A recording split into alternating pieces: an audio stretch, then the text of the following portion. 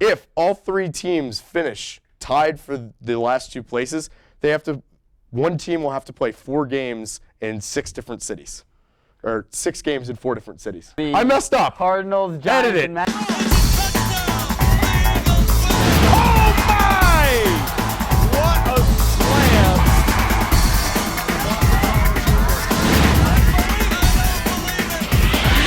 How are we doing tonight? Welcome to BCTV's Talent. I'm Kyle Maslin with Michael Graziano. And it's September, and you know what September means in sports world? It means it's beginning of football season. Football is my absolute favorite thing. We're without Tom Brady, but that's okay because we're both from New York, so we both actually enjoy that. As actually both teams in New York are actually doing pretty well. The Giants are 2-0, and the Jets got a big win against your boy Rex Ryan. Yeah, he was my boy, and then he went to Buffalo, and now Todd Bowles has taken over the reins, and he's been a lot more successful than Rex has been over his last 4 years. The Jets should be 2-0 like the Giants, but Nick Foles decided to choke away the game against the Bengals. That would have been a huge win against a really good playoff team because the Jets have one of the hardest schedules to open up. We're in Kansas City. We play Pittsburgh. We play New England. We have arguably the hardest schedule out of all the playoff contenders, and beating Cincinnati in what was a very winnable game would have been a big thing. But my biggest worry is right now Darrelle Revis is getting torched. Darrelle Revis is absolutely getting torched, and I'm getting back to that game because I'm blaming Ryan Fitzpatrick for that loss. That interception in the fourth quarter, you're not going to talk about that? You paid that guy to come in, be your quarterback. Is he really better than Geno Smith? I think he's better than Geno Smith. Yes, he is. He is better than Geno Smith. Yeah, true. But he did throw a bad interception. But Revis is getting torched. But this is not something that Revis is unaccustomed to. Revis doesn't do well against small, faster wide receivers. My main example of this is he always got burned by Stevie Johnson, even in his prime. And who did he get burned by? He got burned by A.J. Green, who's a bigger receiver, yes, but he's still very fast. And then Goodson, who is one of the fastest wide receivers in the NFL.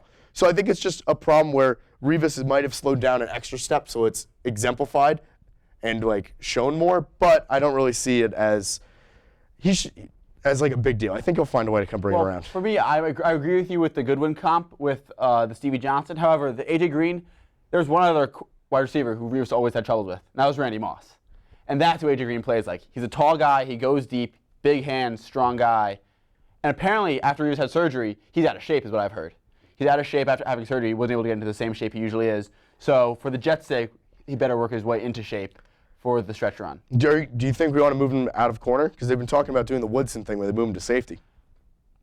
If we had a better cornerback depth, I would say do it. But I like our safeties in Gilchrist and Pryor. I think they're both very good players. And we have depth with Rontez Mile and Antonio Allen.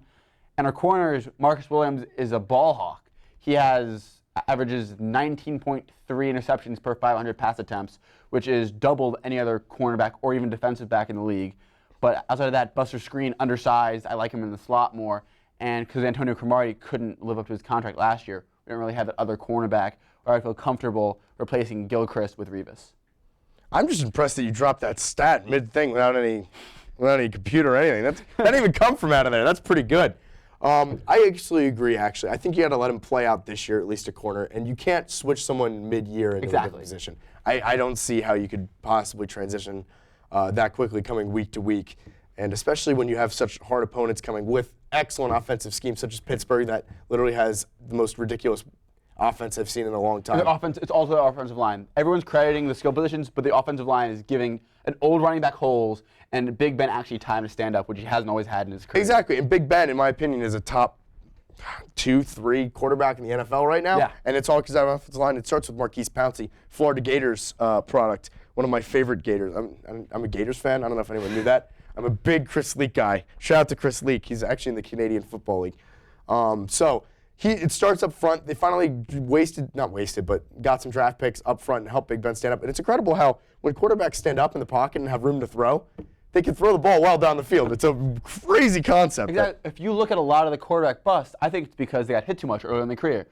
Jamarcus Russell, I think, is a special case, but I think David Carr. David Carr's a great example. Look at his brother. His brother has very similar talent, second-round pick because of what David Carr's bad reputation was. But he came in with a Houston franchise.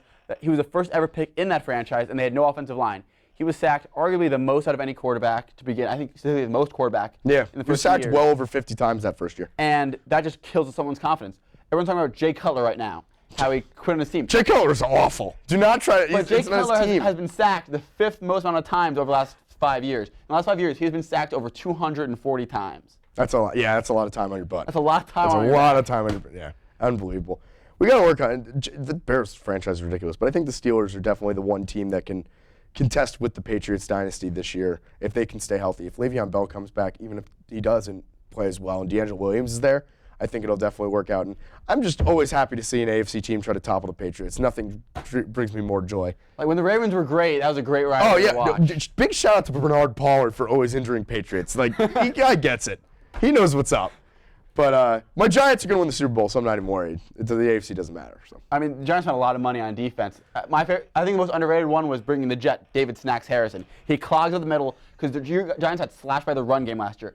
And Harrison is a monster at stopping running backs. And you're forgetting about the fact that they're getting Jonathan Hankins back, who is also an excellent run stuffer. Them working together in tandem has effectively silenced the run in the first 2 games.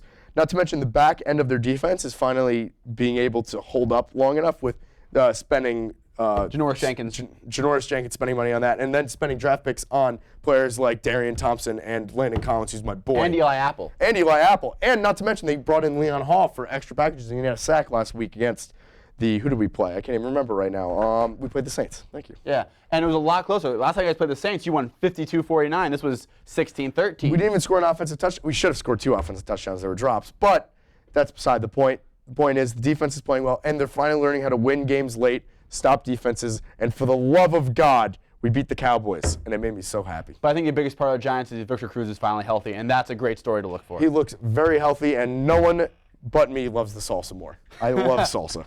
All right, that'll do it. Thank you for everybody for watching The Talon. I'm Kyle Maslin with Michael Graziano. Have a good night, everybody. Good job.